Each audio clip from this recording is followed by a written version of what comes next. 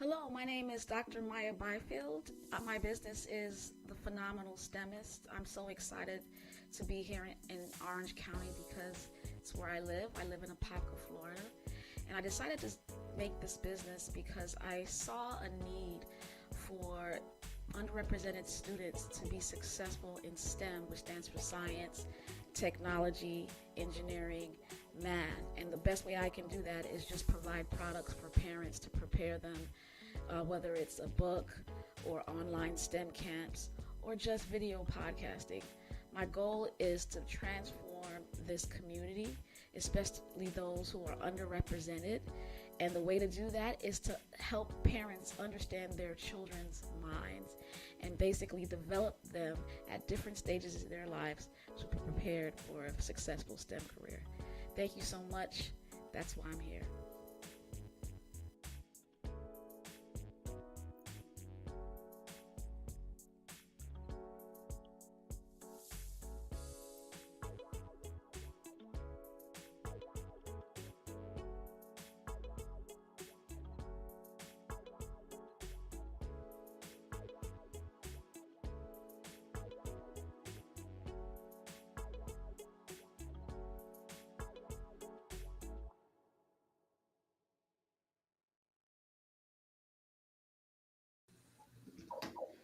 Hello, hello, hello. It's the phenomenal STEMist. Good evening, everyone. I want everyone to enter the space. I have such a great guest with me today. We were talking just now. Uh I call it the tale of the two Mayas. Maya Davis, how are you doing? Thank you, Dr. Maya. I'm doing wonderful. Thank you for having me. Absolutely. I'm just excited to have you here. I just really appreciate you coming on with me today. You are on YouTube, LinkedIn. You are on. I want to make sure you're on LinkedIn. I don't know if let's see. You're on Facebook, and I'm just excited to have you. Uh, Maya Davis is a systems engineer. She received her Bachelor's of Science degree from Tennessee State University, a historically black college in Tennessee, where Oprah Winfrey went to. Yes.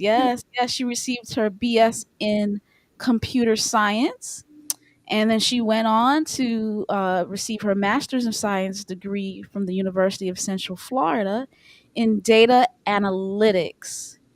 And so I'm excited to discuss with you your process of taking that education and becoming a engineer. So, welcome. Thank you. Thank you for that introduction. Absolutely. All right, so let's get into it. Let's get in the first question. When did you fall in love with your discipline? I really love this question, Dr. Maya. And I have to say, I don't just have one time in my career where I fell in love with STEM, where I fell in love with engineering and software engineering and data analytics. So I have to go through and kind of tell you the story.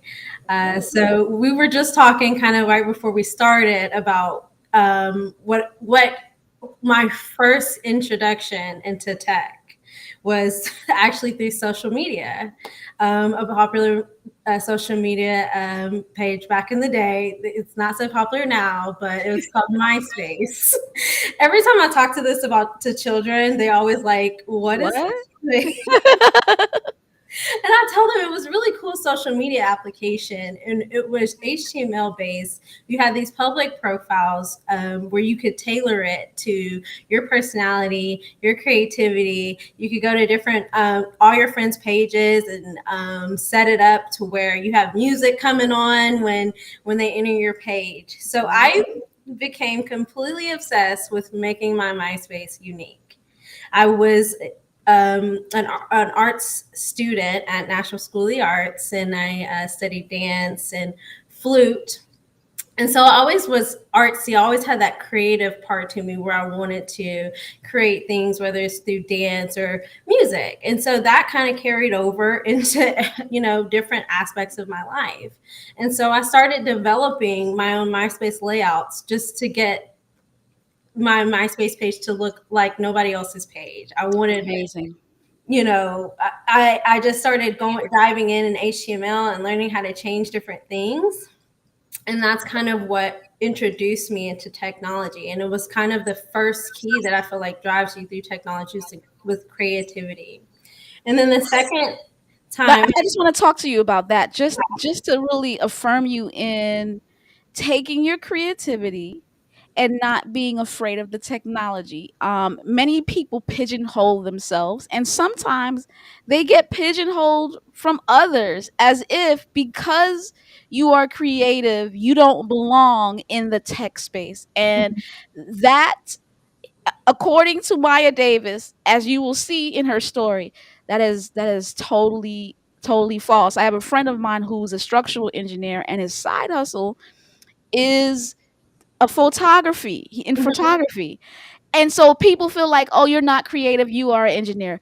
But it's funny, the very thing that he does in terms of photography, the way he takes pictures, you could tell it's in angles. You could tell it is with his analytical mind.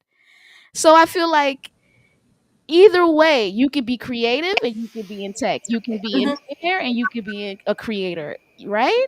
I agree 100%. Hear me? You're back. You're back. Okay. Something just happened. Yeah, I It's heard you.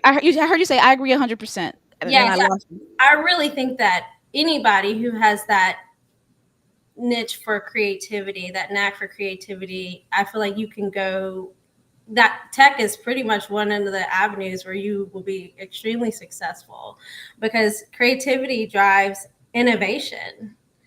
And that was like the second time I fell in love with STEM and engineering. I went to a hackathon. So now I've chosen my major in computer science finally.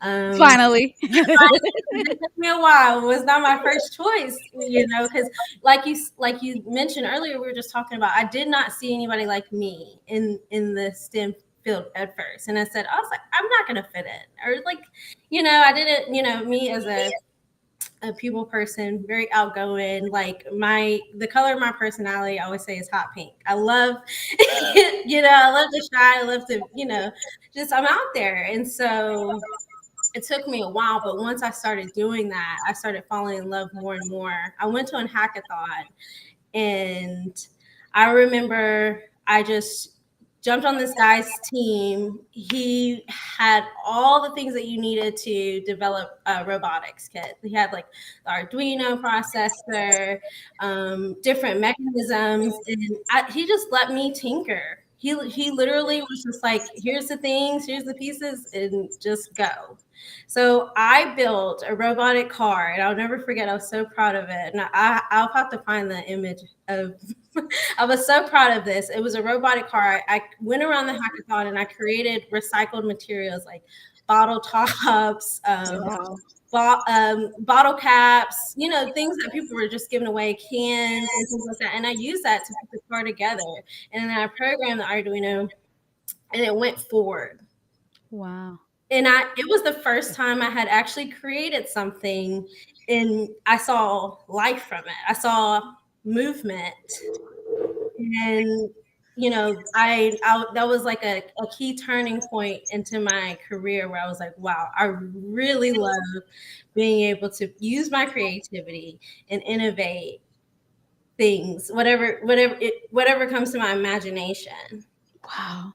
I mean, isn't that what engineering is? Mhm. Creating something? Isn't that what it is? Yeah. Right? Oh my goodness. So you fell in love with your discipline. And it sounds like you fell in love when you were actively doing something. And a lot of my friends who are engineers, whether it be electrical engineers, computer engineers, software engineers, they say similar things.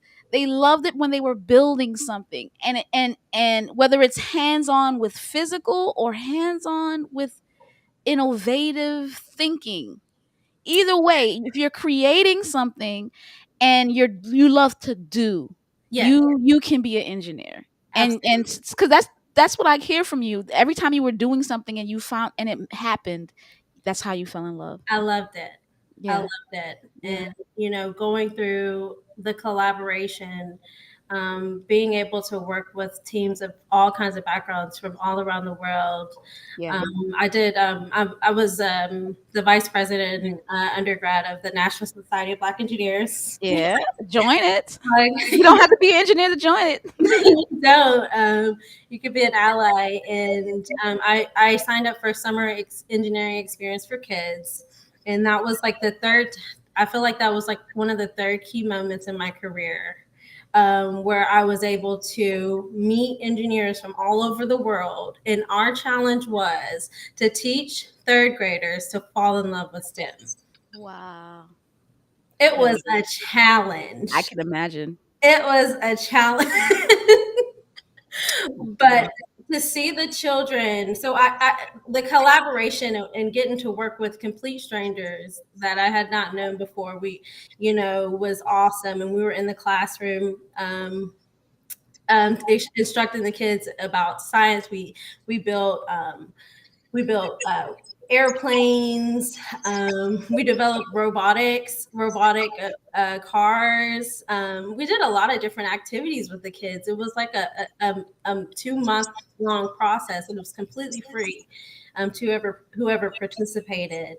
Awesome. And after the experience, just to see those children be so engaged and so fired up, they got to compete with their paper airplane, see whose plane went the farthest, and Mm, they learned about inertia and lift, and they were just fired up. And that was, to be able to experience that, that was like another key moment.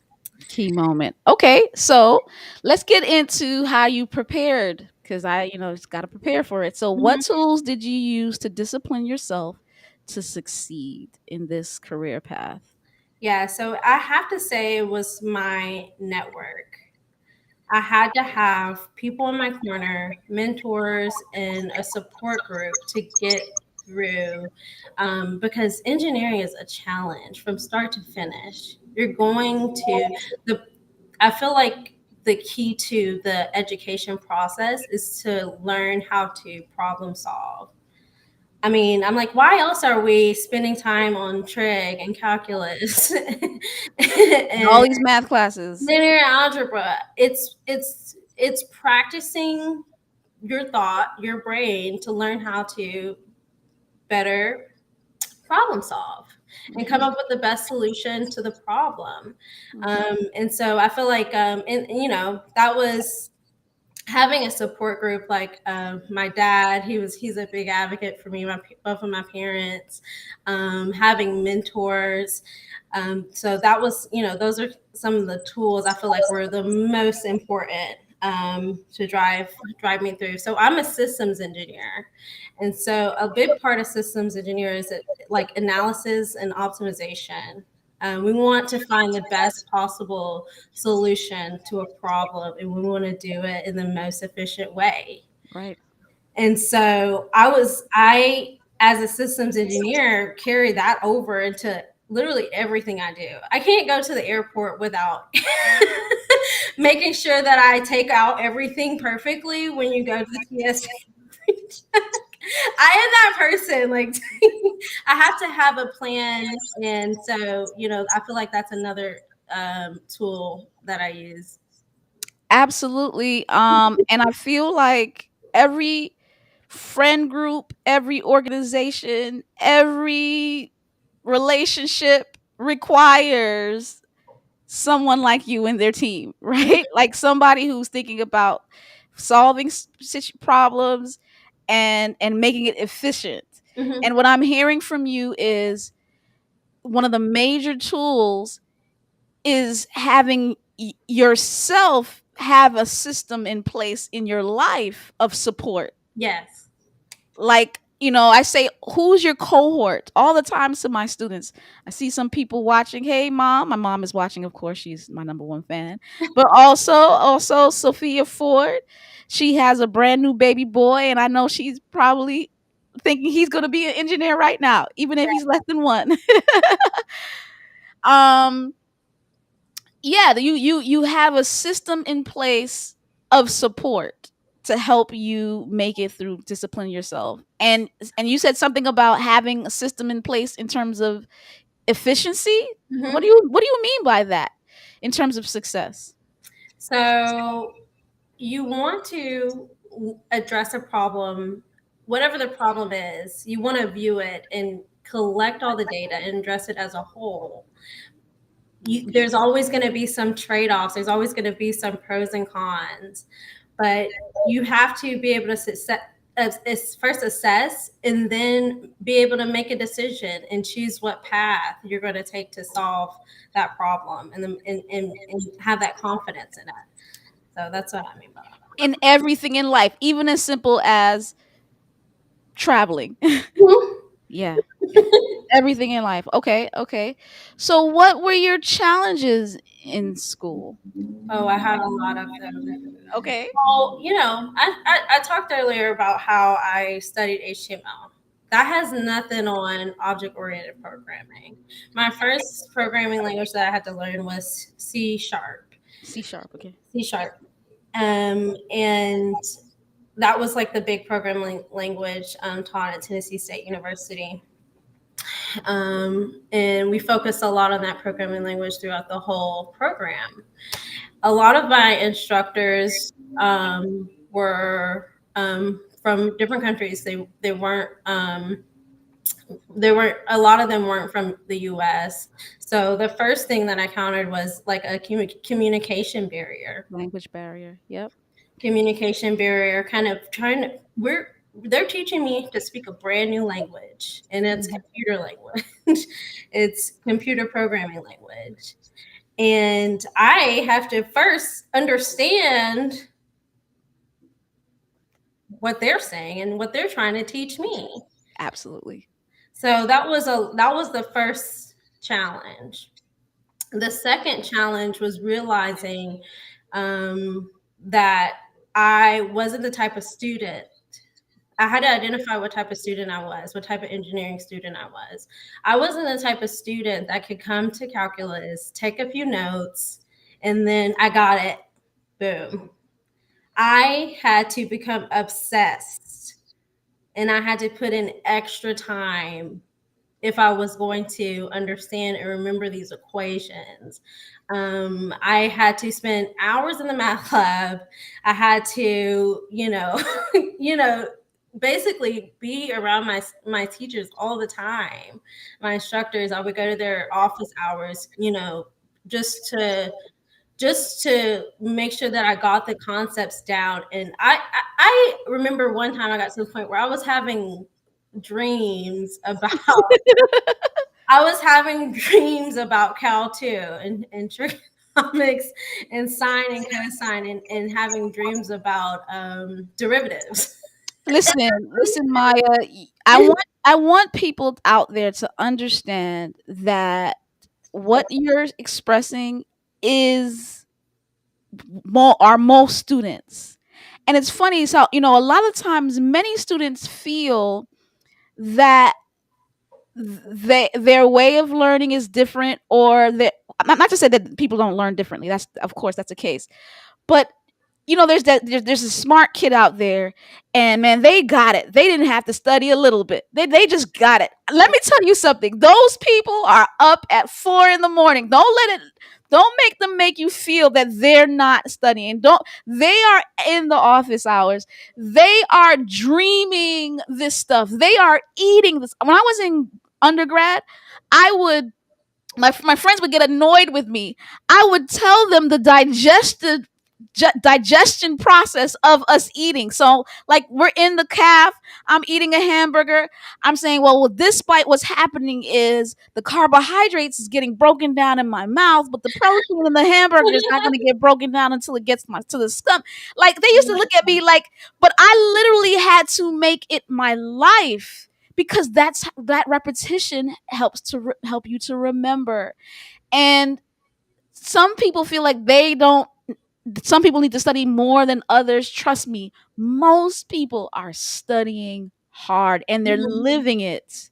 They're breathing it. Sophia says the accent can get in the way. Listen, I'm a science major, and that's something that we all deal with. But here's the importance where I really believe we need more professors. We need more Black professors, Mhm. because that can help in that situation as Mhm. well. Yeah, yeah. Sorry, continue. You were saying that you weren't the typical student, or not. You didn't say you weren't. You needed to find what type of student you were, and that means you had to study a lot. Okay. Yeah, so I had to dedicate more time in the lab and go above and beyond. And I feel like those are the two main things that challenged me the most in school. And so, but once I adapted that and I was able to get into that routine and come into Cal one, with like low confidence in my ability to ace an exam and then actually leave out with a B. I remember how ecstatic I was that I had made a B and and calculus one because I came in, like I said, I went to an art school. Like Mm, math, there wasn't a lot of emphasis in math at all. And unfortunately, we all were, very art students. I don't know if you saw like Fame. It was yeah, yeah, yeah. Group watching Fame. so I literally had to learn all the foundations Wow. again. Kudos to you. Kudos to you. Hmm. Sophia was like, you put in the work. Hmm. You put in the work. Hmm. Okay, so your challenges were number one, just there was a communication barrier that you had to get past. And it's something that I want students to understand when you're in STEM, that's something that you're going to have to face. Yes. That's it. And the answer to that for her, for Maya, and this Maya, was I stayed in office hours. I had an organic chemistry professor who I could not understand very well. She was from China, Yeah. and I stayed in office hours. Developed a relationship. But the beauty in that is we're all human. And when I went to grad school, my greatest relationship was with Chinese grad students and Chinese postdocs. You get to know different people, even though it's difficult.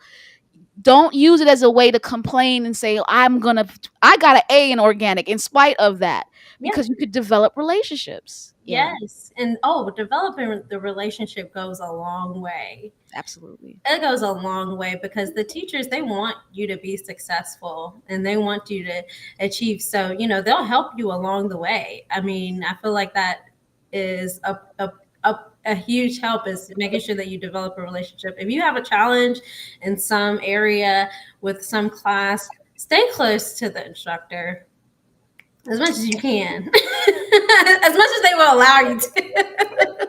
There's two types of students: the one that complains about the instructor, and the ones that develops relationships with them. Be the latter. Mhm. The latter, Yeah, absolutely. yeah, yeah. Okay, okay. So I want you to tell me what you do now, right? So we can talk about your challenges, but pretty much give me a great, you kind of introduce systems engineering, but the best way I always have guests introduce their career is by basically telling me their typical day, Okay. right? So tell me like what your typical day is to introduce what you do, and then tell me what your challenges are. Okay, very good. So in the mornings, typically we're on the agile development process. So we have Scrum ceremonies, and so basically it's just a 15-minute meeting, and we go over what went well, what's what's not going well, and what you're planning on working on today. Hmm. And this in the past 7 or 8 months, I've been what we call a scrum master, where I lead the ceremony. And so I've I, always heard about Scrum Master. I'm like, what is that? Oh, so you're the leader. Okay, yeah, so got it. I'm actually leading this ceremony. If people have any impediments, I am helping drive them to closure, helping find solutions so that they can move on and so that we can close out all of our tasks and our story points. So from about 8 to 9:30, I'm in and out of different of these scrum ceremonies. So I started attending a big scrum ceremony, and then I host my small scrum, which is the air vehicle data health scrum, which just to start off, rewind a little bit. So I work on the F-35 program. What, At say it again. What the do you work? F-35 program at Lockheed Martin. Mm-hmm. I'm on the maintenance system, which is called right now Alice, and it basically handles end-to-end operations from flight all the way to sales to maintenance. So, so your company is involved in aerospace engineering and weapons, things like that, right? And so your job is more on the aerospace side in Yes, terms of um planes. yes. So I work Right. as an engineering and test engineer, systems engineer for the F-35 maintenance system. So the F-35 is a jet. It's a fighter jet, yes. Yeah. So it's a jet. Like Super cool. it's I a fighter jet. yes. Wow. Okay. And so what I remember learning a little bit about in systems engineering is like you want to make sure everything is working well on that thing because you can't afford those things to crash. Oh no, So absolutely not. the smallest little bolt, you want to make sure it's working and everything is set up in place. So your job is to make sure that go ahead. That so you just mentioned that the bolts and things like that. So we have a system that keeps track of all the maintenance in the enterprise on every aircraft. So I work on the air vehicle data health side.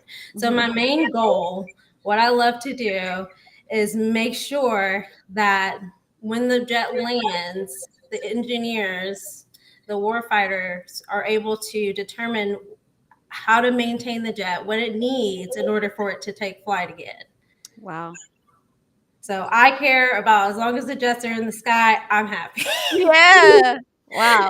And you want to make sure and catch any problem Yeah. efficiently. And maybe that's why earlier that's who you are. Like you love to do that. Yes. Isn't that amazing? Like it's to the very system of how you get on a plane yourself, and so it matches you well. This job matches you well. Okay, so Okay. you're basically you have a team under you that also does the same thing and may have a problem, and you want to help fix the problem. Absolutely. Got So, it. a key part of my role is to integrate with our contractors, BAE and Pratt and Whitney. So the Pratt and Whitney, they're the manufacturers for the engine, and BAE supports some of our algorithm maintenance applications that do predictive health management for the aircraft. So determines, say you, it's kind of like, if your like check engine light comes on your car, it's kind of like an algorithm in a system that will do predictive things to make sure that the jet is maintained so that it can continue to fly. So basically back in the days, planes were run by I don't know whatever, but for right now they're run by computers. Mm-hmm. Yeah. And so that's because that's how you're a systems engineer with a major in computer science. Mm-hmm. All these algorithms, and so you have a master's in data analytics. All this data algorithms and how a computer thinks. You are in charge of. I'm just saying this is very cool, Maya. Like Yeah. this is a cool job, and I hope those of you who are watching out there with your children can see that you don't have to be a certain demographic. You don't have to have a certain look. You Mm-hmm. don't have to have a certain style of learning. Um, but you could do really cool things. So anyway, so the computer, you're in charge of the computers who algorithms and things like that. Yes. Yes. Okay. I integrate with our contractors, so I have to make sure I use my people skills, my interpersonal skills to integrate software from two other companies inside of Lockheed Martin that goes along with our software maintenance system. And so that's kind of one of the key things that I do at work. So after we do the scrum, I go in, I make a plan for today, make sure that we're on schedule with our tasking, and then we start with our integration efforts. So they deliver software for different various requirements that the system shall do. Mm-hmm. And so my job is to make sure that the system actually does and meets those requirements. Does what it says it will do. Yeah. Yes. Does it, and you have to understand how all of that works Yeah. to know that. Yes, I have to become Wow. very familiar with the software and very familiar with it works, and then also becoming familiar with our customer and what they need. I feel like that is the most important thing. I feel like we were talking about earlier about things that made me fall in love with my career. I never thought that I'm like 4'11". I go all the way to California to Everett Air Force Base. It was my first time at Air Force Base ever. I walk in the room, everybody's wearing their military uniforms, and hot pink Maya, Hot Pink Maya. just there, and I remember walking in, and I was, first it's very intimidating. I can imagine. It was very intimidating. But I remember that there's a reason why my manager chose me to go. And so I took a seat at the table, All right. developed a very good relationship with our customer. And I'm very passionate about making sure that our platform meets the warfighter needs, that we're testing the system to make sure that it's operable. And so that's kind of what that is my favorite part of what I do, is integrating with the Department of Defense. It's really Oh, cool. awesome, awesome. But tell me your challenges. So what's the toughest part? Um, the the there's a lot. there's a lot. There's particularly with working in the defense space. There's a lot of politics actually. Mm, That's not always spoken, but there is a lot of politics at play, which is very interesting.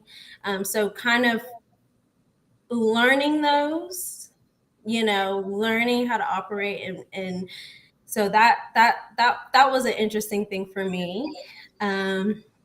Secondly, I just from my personal experience, corporate America does a really good job at specializing you in a very specific thing. They love to put you in a box a and say, box. "This is your box. All right, we need you to own this box. This is your responsibility. This is your thing. We love that you do this thing. This is what you're gonna do."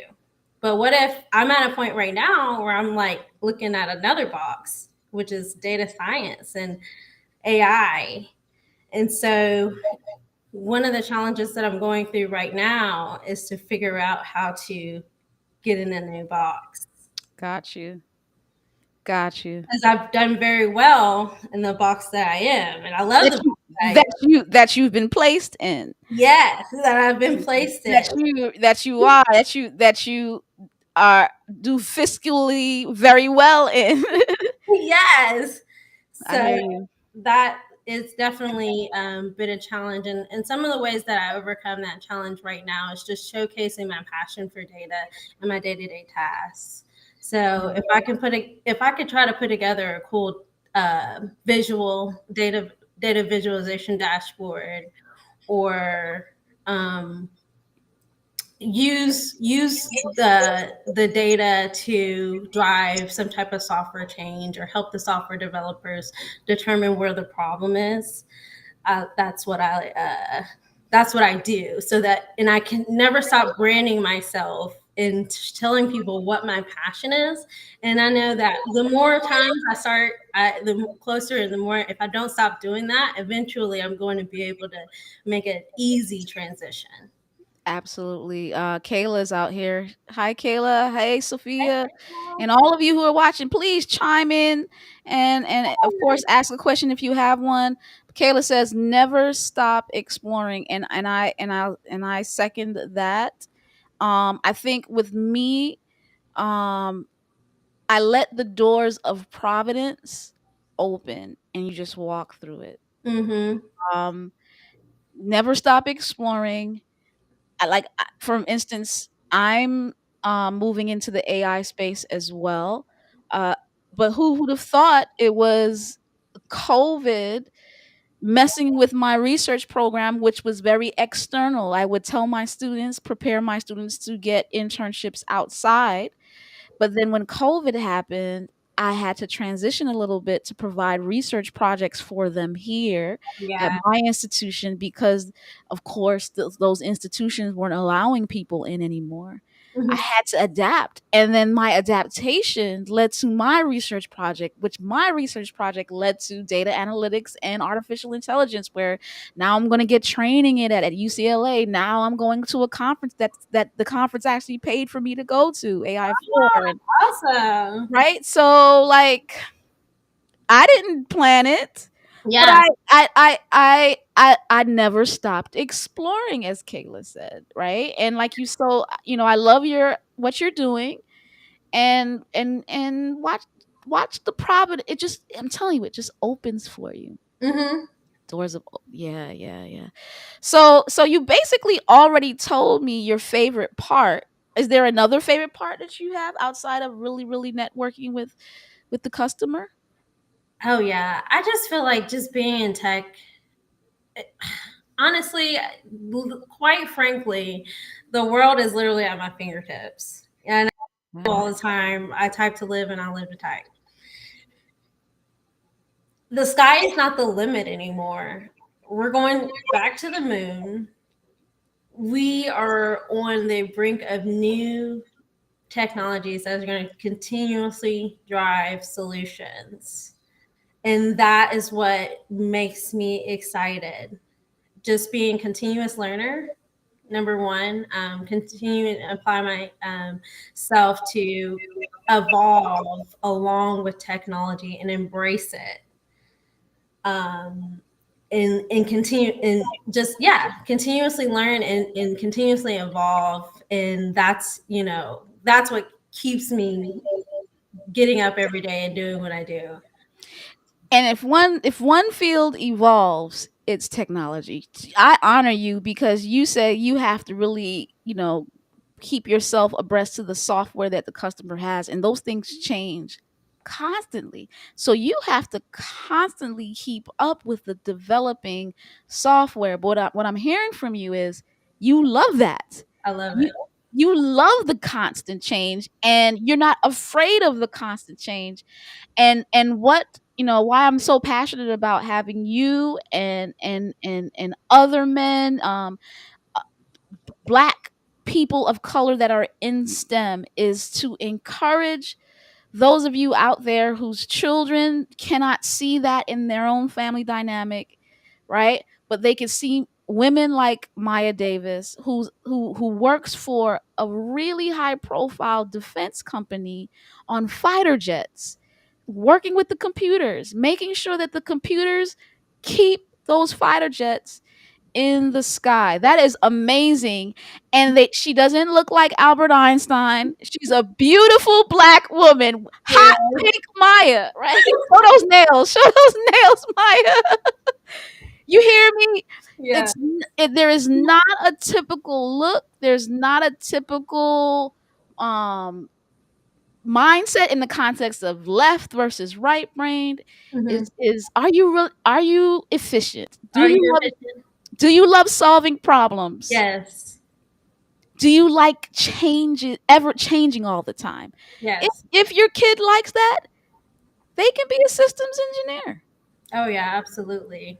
Yeah, yeah. Any final words? This was an awesome interview, I Yes. must say. No, thank you so much for having me on your podcast. I really appreciated this, and I commend you for what you're doing, and I just can't wait till you see, the works of this. Yeah, absolutely. Like, can you tell me like any time that you're kind of seeing, the impact that you're driving?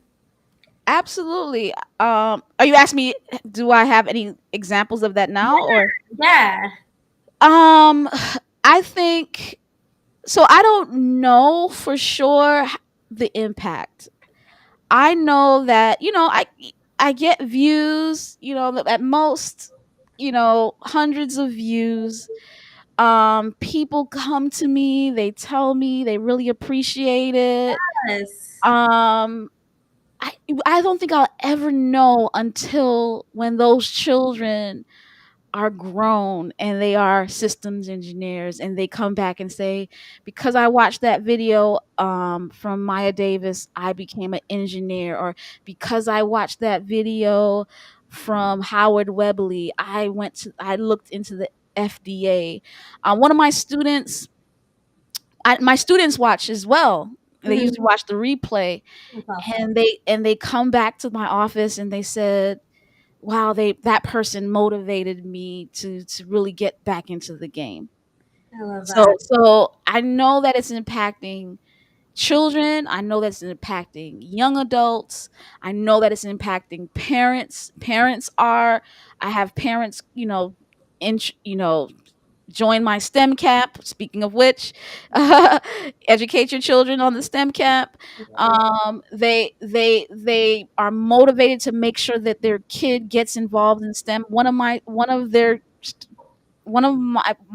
faithful viewers, their daughter is graduating from high school this year, and I see the progress that she's made. So I I, I think I have a great impact. No, I don't I don't think I'll ever truly know, you know, the impact. But what I know for sure is that I change generations. yeah, Like, literally, people who come under my tutelage, they come from Mercy Drive. They come from the ghettos of our state, and they move from making no money to making hundreds of thousands of dollars and bringing their whole family out of poverty. So I don't even know what I'm changing children's lives. yes. Absolutely. So, and I tell my guests this all the time. Somebody's watching, Hmm. and it's going to transform their life. So, I agree with that 100%. yeah, yeah. Well, it's been really, really great. Hey, Don from New York, and I have people watching from all over. Like, That's super cool. yeah, yeah. Um, it's been great, guys. I am the phenomenal STEMist, and so is she. This Maya and that one. Good night, everybody. Good night. Thank you.